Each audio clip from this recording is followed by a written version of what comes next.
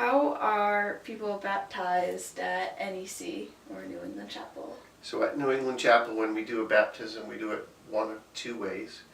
When we're baptizing an infant, which is more common in our church than adults, and when we baptize a child, we bring the child up front.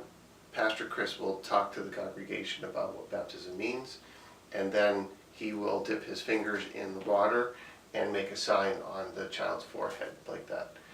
And when we baptize an adult, we actually have a tub that we put up on stage and fill it with water and then dunk the person all the way under. Are there any private baptisms that other people do but Pastor Chris still does? So we will do baptisms that are not in front of the whole church. If a family wants to do that, we have a small chapel, and we sometimes will do a baptism just for a family or family plus friends instead of in front of the whole congregation, if they ask us to do that. When should people get baptized? Well, in our denomination, we believe that if you're baptizing a child, it's because the parent and the church are both saying that they want that child to be baptized and be raised to know God. If a person hasn't been baptized as a child and they then come to faith when they're a little bit older, then we believe that you'd be baptized as an adult. But we don't usually do it that somebody's baptized as an infant and then as an adult. That's not as common. Okay. Speaking of denominations, what denomination is New England Chapel? So New England Chapel is part of the Christian Reformed Church, and that church the headquarters of the church is in Grand Rapids, Michigan, and that denomination has its roots in Holland. So it was formed by Dutch immigrants who came to the United States, and they had settled an area here in Whitensville, and they had settled in Michigan, so that's where the headquarters is. What does the church believe about women involvement in the church?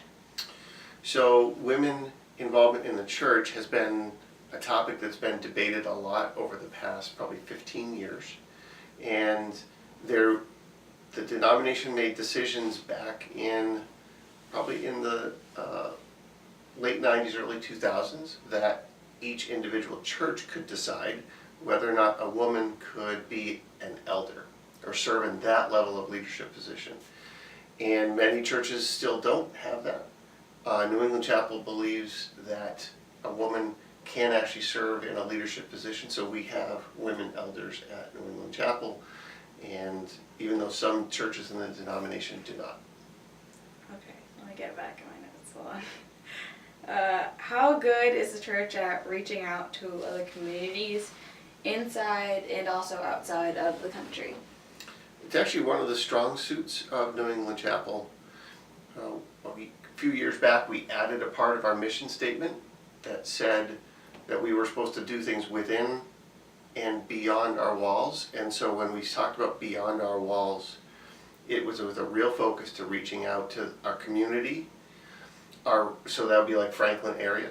Then regional, which would be anything in like the Northeast. And so we have trips that go to Alabama or New Orleans or New Jersey. And then the world. So we actually have trips that we do to the Dominican, to Haiti, and to Africa. And it's actually really very much a part of the fiber of